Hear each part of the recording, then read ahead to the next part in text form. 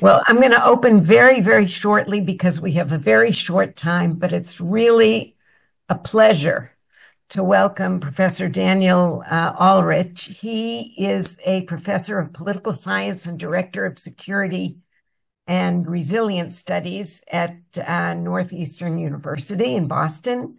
He researches post-disaster recovery, countering violent extremism, and the siting of controversial facilities, the interaction between civil society and the state. He's held posts as a Fulbright Research Fellow and an Aid Fellow at Tokyo University, as an AAAS, which is American Association for the Advancement of Science, Science and Technology Fellow with USAID. And he's a contributor to the New York Times, CNN, The Conversation, etc., among a lot of media outlets. Today he's going to talk to us about the power of social infrastructure to mitigate harm. And we have here also the students from the Department of Architecture and the Design School who are going to be actually doing a studio on this topic. So Daniel, thank you very much. The floor is yours. Thank you so much, everybody. Good morning or good evening for you, good afternoon for you. I've put my email address and also one of my social media handles here on the front slide in case you have questions or want to engage in dialogue after today's conversation. As you can probably figure out, I'm not an architect or a designer. I am a social scientist, but my big interest for the last few years has been how physical infrastructure, built environment around us, can really mitigate or influence the outcome of shocks. And one of my favorite stories to tell now comes from research that I did in Japan for several years there on tsunami risk. Tsunami, of course, are very large-scale waves, some of them 20 meters or taller. And if you look at that box, that's Tohoku, Japan. And inside that box are two neighboring cities, Taro and Sumohama. And Taro and Sumohama, for the last 2,000 years, have really faced the same shock, which is repetitive tsunami. Every 100 years or so, another large tsunami comes. They've killed tens of thousands of people along the coast. So these two communities have faced the exact same shock, but they've chosen very different ways to respond to that shock. One of the communities, Taro, has built what they call the Great Wall of Japan, a very, very tall, about 15-meter seawall around the entire community. It bankrupted the community. It was so expensive twice in the 1970s and 80s. But as you can see, it's taller than two-story buildings, and it surrounds the entire community. That's Taro. In contrast, Sumohama did not build any built environment. No seawalls, no walls, no berms, no dikes, nothing. Instead, they built what I would call social infrastructure. That is a way for people to connect and build trust. What they do is several times a year, they evacuate, they practice evacuating their homes, their businesses, their schools. And for the elderly who cannot move, they've built these wheelbarrows that you see. They literally push the elderly uphill to safer ground. And two questions I want to ask you just to keep in mind. The first question is, which community do you think had better outcomes when the actual tsunami arrived in 2011? And the second question is, in which community would you rather live? Just keep those in mind as we go forward. So a lot of my career has been spent arguing that the real elements of disaster mitigation and disaster recovery come from our social networks. And if you've read Bob Putnam's work, he was a mentor of mine. Bob Putnam wrote a book called Bowling Alone, a very famous book. The argument is that there are three different types of connections. There's bonding, bridging, and linking ties. Bonding ties connect people who are quite similar. So friends, mishpacha, people that you've gone to school with for a long time. Bridging ties, in contrast, connect people who are different. So maybe someone that you met at school, someone from a different country, a different background, someone who made Aliyah, for example. And then the vertical ties between us and people of power. So between me and the mayor, between you and the president. And these different ties work at different times during disasters. So for example, the very first decision made by someone going through a shock. So my home was destroyed, for example, by Hurricane Katrina back in 2005.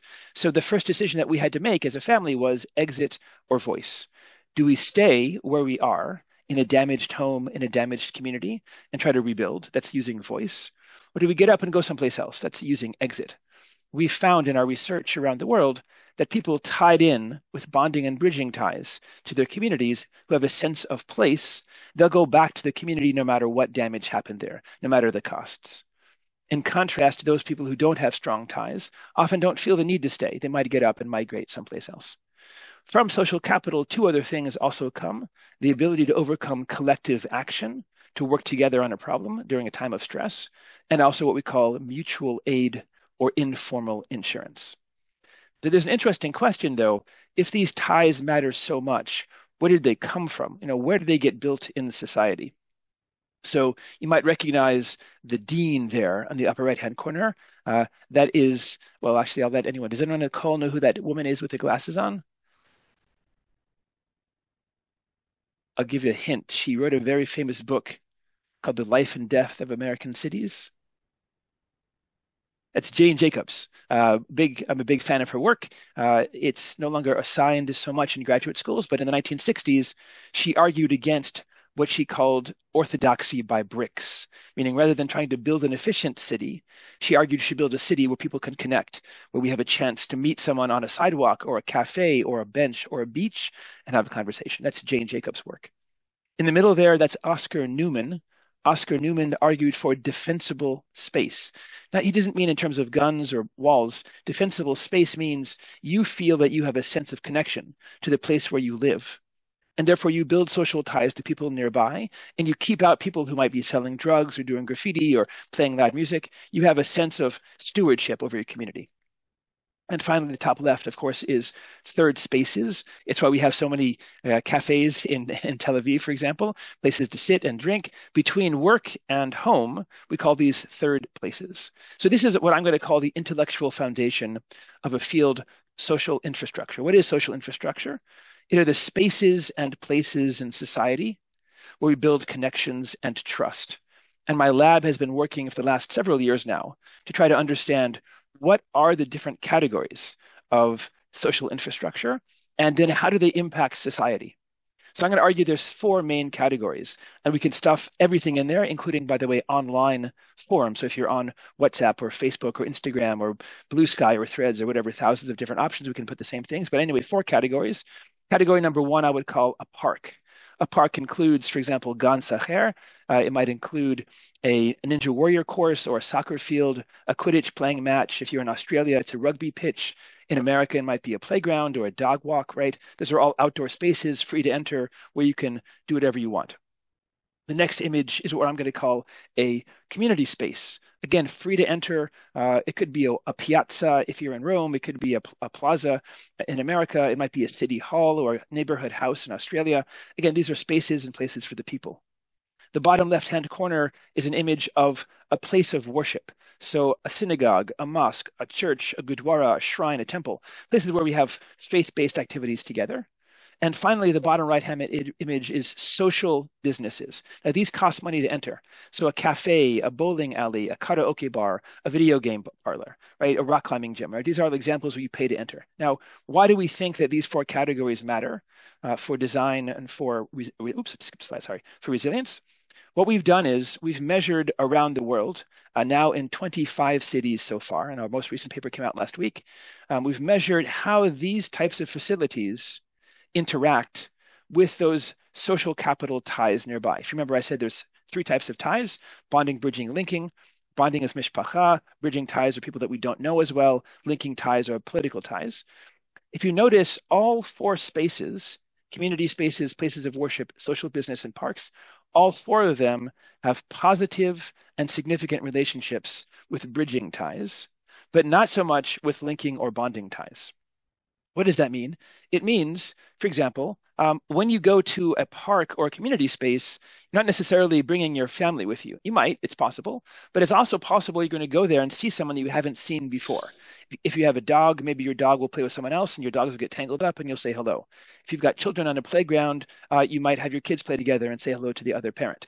If you're in a bar or a restaurant, maybe you're watching a game together and you say hello. What we've found is these four types of spaces connect with those bridging social ties, meaning in communities where there's more of these type of spaces, we have found a stronger density of connections to people who are different than us. Again, not to mishpacha, not to government, but to people that are different than us. Okay, so what do we do then if this is in fact possible? If it's possible that these physical spaces, this social infrastructure has an impact on our social world and the connections, what do we do? Well, if you're me, you want to see if this works, you want to do an experiment. So we actually built a social infrastructure space in Japan in what I would call an exurb, not the main city, not the suburbs, but in an edge of place where there'd been nothing else before. We built a brand new social infrastructure facility under the category of community space. It's called Ibasho. You can look it up on my website, Ibasho, Ibasho. Long story short, we spent about 2 years there. The first 6 months was building the place. The next year and a half was measuring the impact on people nearby. And by the way, in this image, this is our board of directors, everyone wearing a yellow vest. It has to be 65 years old or older to run what's going on. And they're designing what kind of programs are we going to have. Will we have, as we do, a library for children, a yoga for adults, a cafe for the elderly, a light bulb changing for people who can't move so well, and all kinds of activities. So we measured this for over a year. Whoops, sorry, I skipped the slide again. Here's what we found. We found that this project, this social infrastructure project, altered social capital nearby. First of all, it built up networks. People made more friends if they were involved as opposed to not involved in the process. Then it also changed their sense of place, their sense of belonging. So if you ask someone, will you be here in 5 years? Do you feel this is your home? This is the community where you feel comfortable? People will say yes more often if they're involved in a project like this. And I forgot to put it on the slide, but we also increased efficacy, the belief that my voice matters in the community. So the first thing is that we did an experiment and we showed it is in fact true that these communities can be actively built through this kind of process. The next question we had was, well, okay, what impact do these kind of facilities, libraries, parks, pubs have on disaster outcomes? So unfortunately, Japan had a massive disaster you've probably heard about, the 3/11 triple disasters, an earthquake, tsunami, and nuclear meltdowns. And we had the ability to measure over 700 neighborhoods, the density of these kind of projects, that is to say, the density of libraries, parks, and pubs, and to see what impact that had on mortality rates, that is to see how people did. And what we found consistently was in communities with a higher density of these kind of facilities, there were fewer deaths. We would explain that as these communities were where people built trust before the shock and able to cooperatively mobilize during the shock to get people out of harm's way and to help them recover. Now, at this point, by the way, you're probably thinking, come on, Daniel, that's Japan, very, very different than Israel, very, very different than America. Fine, so we have data from America also. So we measured in 20 North American counties in the state of Louisiana. I mentioned I was in Hurricane Katrina in New Orleans. So if you look down at New Orleans Parish, that's where my home used to be. I say used to be, it was destroyed. So we measured in 20 communities in the area. You see different color coding, who had very severe damage over time from hurricanes. And we compared them over time as they try to invest in new policies. So imagine you're a local government officer and you've had a tremendous shock. There's been a terror attack, there's been a fire or a flood or a tsunami, whatever, something bad happens. A lot of the infrastructure is damaged. And now you have to decide, what do you invest in, right? Where do you put your money? So we asked local governments in Louisiana, what are the most important outcomes they would want to see? That is to say, in terms of recovery, what matters the most to them? And they told us there were two things that mattered the most. The first was people coming back. We call that in-migration, that is people coming into the community. And the second thing was money. They wanted people to have money in the community. They don't want people coming back and being out of a job or people being on welfare. They want them to have an active role to help build tax rolls and rebuild the community. So we measured 4 different outcomes in these areas. We measured hard state projects, hard meaning they built a wall, a berm, a dam, some kind of typical gray infrastructure project. State meaning it was a top-down proposal coming from the national or regional government. Or we measured soft and local investments. So again, the local community wants a new library. The local community wants a new dog park. The local community wants a new after-school program was funded for NGOs. And then again, we measured outcomes of migration and income. So what you see looks like mountains. This is actually called an average treatment effect. If you notice there's a vertical line that's gray at 0. If it goes through that 0 line, it means it's probably not very effectual. If it's on one of the other sides, it means it was statistically significant. So let's start with the hard infrastructure, the blue mountains. Notice for both income and migration, putting money only into berms, dams, airports, roads, bridges, in fact, has less money locally, and it also has less people coming back. So imagine that you're living in a community hit by a major shock, and the government promises you a massive set of airports or a huge set of new roads. You probably don't care that much, right? At the end of the day, you want to have your school for your kids or your job working, you want a park nearby. These projects don't actually impact your life, so probably for you, it wouldn't make a difference in coming back. If you look at the bottom in the yellow mountain, that's state-sponsored, again, top-down regional or national investments. Those as well either had no impact or had a negative impact. Now look in contrast at soft and local. In both of these cases, when you invest in bottom-up projects sponsored by people, you get more people coming back to the community, and there are people who actually are actively invested in what's going on there. So I would argue that these have strong evidence both in Japan and North America that not only do they build social ties, but they actually mitigate disaster outcomes.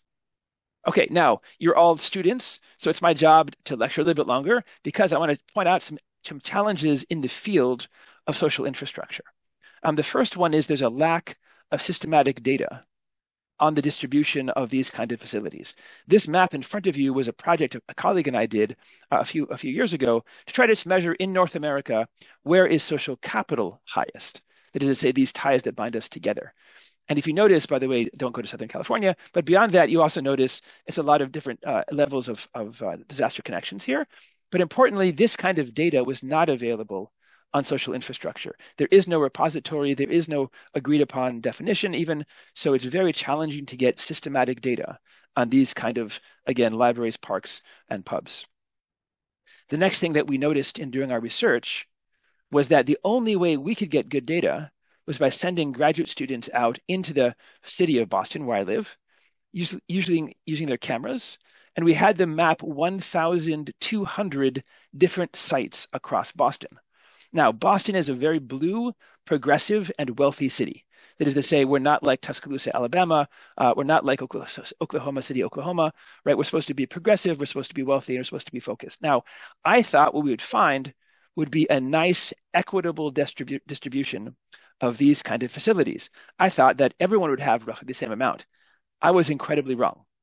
By the way, just for reference, if you look at the bottom third, it says Brighton. That's actually my neighborhood. So we had to be honest and include myself. So I'm in the bottom third. My children, all four of them, grew up with me in Brighton.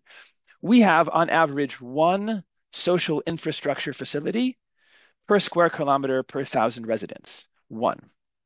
In contrast, if you look to the top, they have 3 to 3.5 times as many, meaning my children had to walk further to have access to fewer things.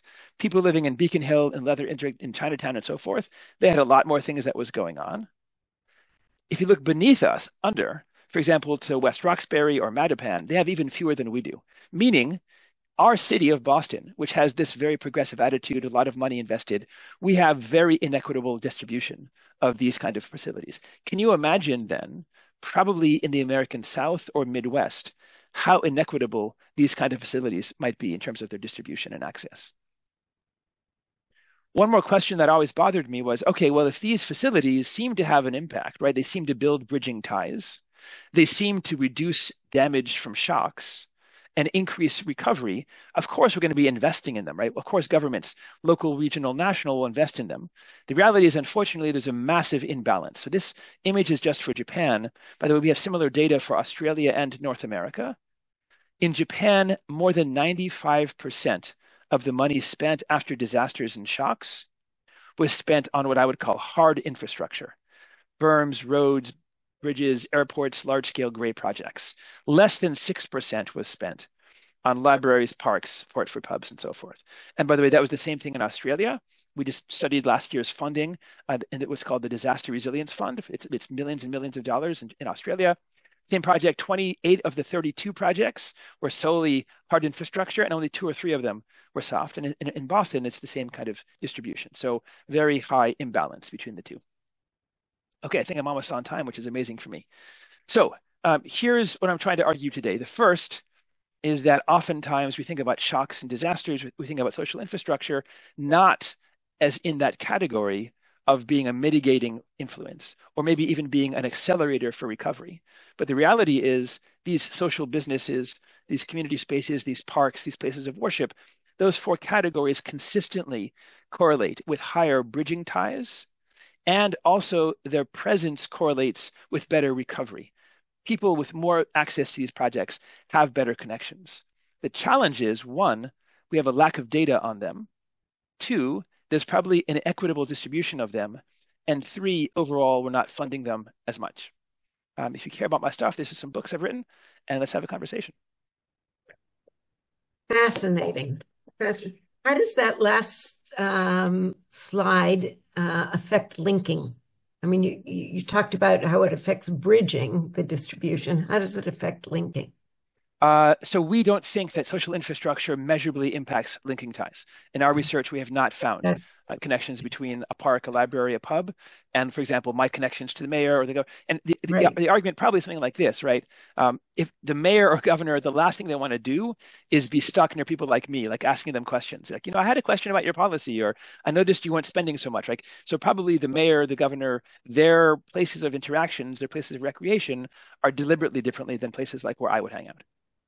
Okay, let's open this up for questions, because it's a short seminar and I know there are a lot of people who have things to ask. You can raise your hand on the screen. Paula. Hi, thank you for the lecture. It was very brief and very quick, but I would like to, if possible, just go back to the slides with the red to blue, maybe 4 slides back. Sure, about the distribution. I think I wasn't clear. It wasn't clear to me, and it kind of passed very, very quickly. And I would like to just geographically look at this again. That one? Before? That one. This one? Yeah, so this is actually social capital and not social infrastructure. So I was trying to argue that we have good data on social capital, bonding, bridging, and linking ties, and that's what this map shows. But I cannot make a map for North America based on social infrastructure because there isn't that kind of data available right now. So, but how do you measure social capital? I don't have time for that. Short answer is I've written several papers on this. Hold on a second. I'll drop it in the chat. We use around 29 different measures for bonding, bridging, and linking. So tell me if you see this in the chat. Yeah. Okay. So that is a very short answer, which is yes, we can measure it. It's like any other form of capital. It's like educational capital. Right now, you're all in school, so we can measure how many years of education you have. We can give you a test, the Bagrut, right, on your knowledge of history or geometria.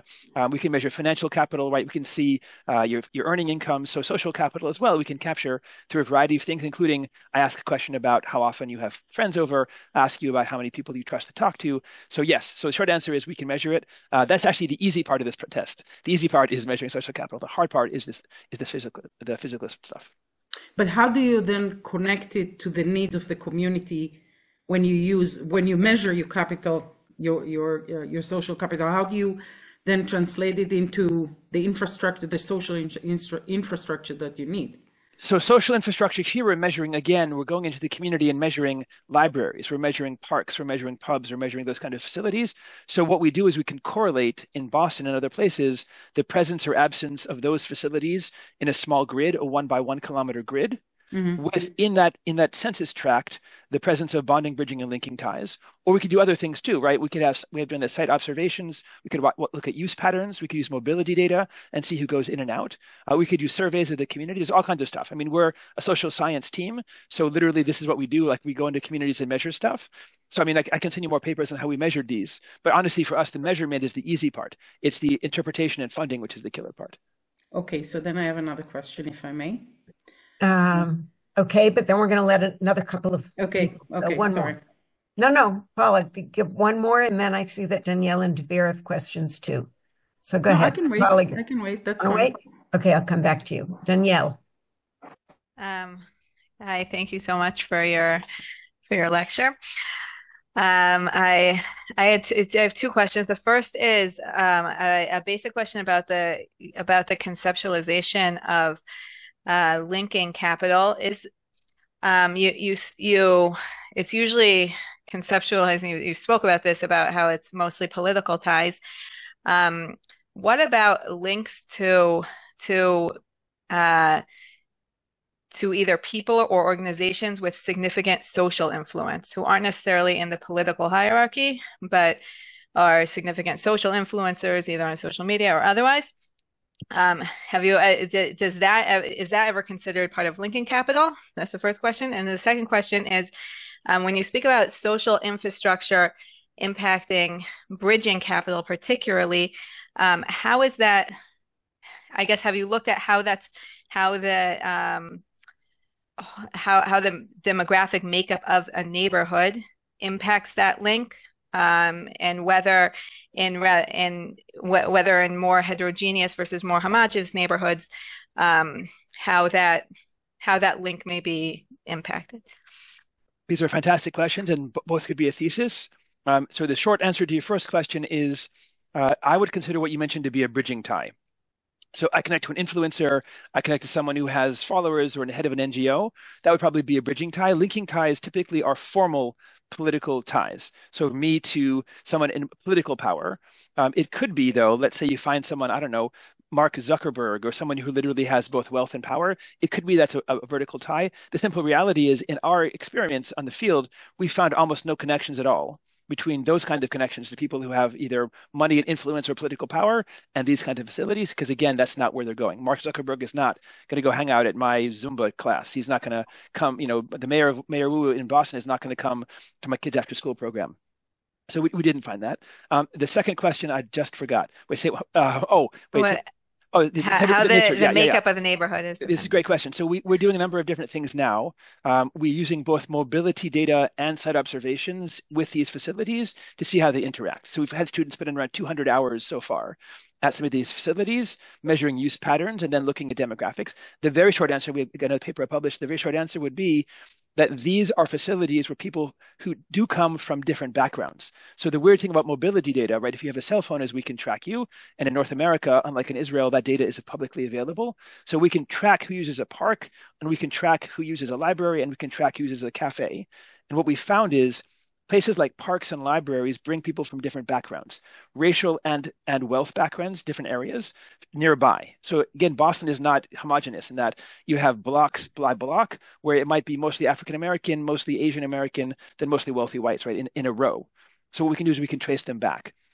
So we haven't found, for example, that parks in white neighborhoods do X. It's more like a park brings together people from both white and black backgrounds, or people together who are poor and wealthy. And again, I can share that. If you give me a second, I can find that paper and share it with you in the chat. So we found these to be places that actually do build those kind of ties.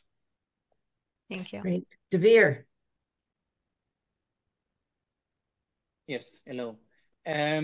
So you said that after a disaster, the hard infrastructures are are much more renovated than the social infrastructures, right? But aren't they necessary for a community to survive and to thrive? So shouldn't we focus first on the hard infrastructures and then on the social infrastructures? Because afterward, because a community can survive without the social infrastructures. I can't say that, but not the other way around, right? Yeah, this is a great question. So several things. One is oftentimes, I wish it were not true, politics gets involved in rebuilding decisions. So rather than just rebuilding what the community needs, oftentimes a regional or national government will build a project they already had in mind. I can give you two examples. So one in North America, as I mentioned, I was in New Orleans. After the destruction of much of the city, the central government already had in plan a massive investment in roads and in highways. That had nothing to do with rebuilding my life or the lives of other people nearby, right? Those highways are hundreds of miles long. They're very expensive. That plan was simply brushed off the shelf and put in place because now we have money coming in from the federal government. That's one example. In Japan as well, after the 3/11 disasters I mentioned, the earthquake, tsunami, nuclear meltdowns, they literally built roads, airports, and bridges where there's no one living because all this money poured in, and many construction firms in Japan support the political power. So there's kind of a political economy of disaster recovery. If you want to find, there's a great book, by the way, called Disaster Capitalism, which more or less argues there are entire sets of organizations that benefit after a shock. So we wish it were like you said, that we do need certain things. Of course, we need schools, we need local businesses. But if you notice this kind of hard infrastructure, it's typically not a school or a business. It is a large-scale, huge project that has very little to do with local residents and might be a regional or national project that already was in plan, but they had no money. And the disaster comes along and the government says, okay, you get $100 million to spend, which again, as I said, often is a political decision and nothing to do with the local community. Paula. I'm thinking about Kiryat Shmona and all these places that we will have to bring back, all the population, but also the infrastructure. And when you present your research to, I don't know, do you, or maybe that's the question first, do you present your research to local governments and what is their response then? Yes. Or does it stay in a political game and that's it? So I presented a lot. I've presented in Australia, Japan, actually in Israel, and in North America. And I would say the most common thing that happens is people say, that sounds really good, but we already have plans. Or they say that sounds really good, but why don't you ask the philanthropies or other people to fund this? Like, why should the national or regional government have to get involved in building a new park or a new library, a new NGO center, supporting businesses locally? That sounds like a market problem. Like, just get the local people to go to the market or whatever else. So that's one response. One response is the government says this is not our responsibility. The other thing they might say, as we said in Boston, is you already have this really inequitable distribution, right? Some have a lot, some have a little. So then I tell them, well, we don't need to build in every community. We need to build in a few communities that have less, that comparatively less to other ones. That little has more traction, that argument, because it's less investment, right, for them, less money to spend. So that we've heard more positive things if the argument is about equitable access. The government's job should be to make sure every child in Boston, every child in Kiryat Shmona, every child in Sydney, Australia, has the same access to a park, a place to play. And that is getting some traction. There are now both government groups in America and also private foundations that are, for example, building playgrounds, building libraries. So that is getting some. But I think the simple reality is most governments are political. That's how they stay in office. And, for them, let's be honest, if you could build a massive airport and cut the ribbon there, or build a park, or support a Starbucks and cut a ribbon there, the airport looks a lot more impressive than other things do. So we have not had a lot of success, I would say. I've been frustrated, but that's my job as a social scientist. I'm frustrated that this is not something yet embraced, even though I think we have pretty good data, again, not just in one country, but in multiple countries, that these are critical elements. Thank you. Fascinating. Any more questions for Daniel before he has to run to his next meeting? Hoda. Yeah, well, my name is Huda. I just wanted to start by saying thank you. This was very rich and informative. I have let's say a lot of questions, but I can't really put my finger on one of them and ask. I just would love to know where can I dig deeper, let's say, in certain topics, and everything you explained, such as when you said cut the ribbon at the airport and cut the ribbon let's say at the park, because I live somewhere where I can see that there is a huge problem in investing at the right place and pouring money where it's needed, from a lot of reasons. And I just would love to know where can I continue reading or maybe watching, whatever you highly recommend to do,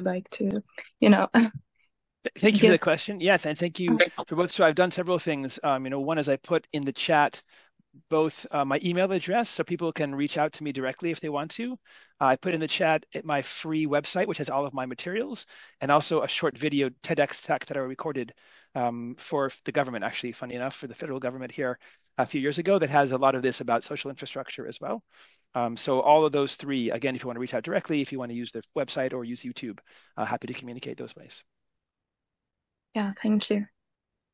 Okay. Any other questions that I'm missing? Maybe can you, Daniel, elaborate on the places that make good community? Because I think what you meant to say that there are meaningful places for the community. And I assume that not every community has, like pub in Tel Aviv is not the same like pub in Kiryat Shmona. Let's put it on the table. So I assume that each community has its own meaningful places. And how do you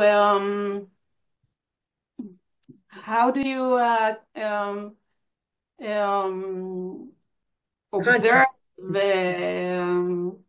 depict the places for each community? This is a great question, Talia, and I don't have an easy answer. So the data you're looking at right now is very high scale. As you can see, it's an entire community, right? It's thousands and thousands of interactions, right? It's thousands of places. We have a different project that we're working on now, a qualitative project. As I mentioned, we have around 200 hours of observations. So students are sitting in these places, they're sitting in the parks, they're sitting in the place to understand what is the use pattern. Who comes there? Does everyone use it? We didn't talk about, for example, is it the young, the elderly, people of color, people who are everything else, right? So we didn't talk about that at all. This is a different part of this project we're studying right now. So I don't have an answer yet. I'm hoping that in the next few months, as this data gets analyzed, we'll have a better understanding of what makes a good place. One funny thing that I read a long time ago was the following quote: "A good place has 10 different uses." That was the argument someone made. That means, for example, I can go to a park and I can throw a frisbee or take a picture or take a nap or take a class, right? 10 different places. We're actually not finding that to be true. We're finding actually in single-use places, like we're finding ice cream stores that have the same use patterns as parks. We're finding libraries that have relatively few uses. Also, so the short answer would be, I haven't found. If you can tell me actually what you would say, maybe email me some good things, because we're finding in our research, our qualitative research, that some of our stereotypes are not true. Like we thought, for example, having a dog or children, right, would change the use patterns of some of these, and it's not. So again, I'd love to hear from you all. I don't have time right now, but email me, because this is the question that we're asking next. Okay, we have this overall pattern. It looks like these are building connections. We don't know as much about, what is it about this library or this community, as you said, the pub in Tel Aviv versus the pub in Kiryat Shmona, quite different places. And how do they change by that interaction? So this is a question we hope to answer soon. Thank you. I've got to run. Thank you all so much. Daniel, thank you so much. Daniel. Thank you all for attending. Really, as always, you're wonderful. A pleasure. Okay, cool. Bye. Okay.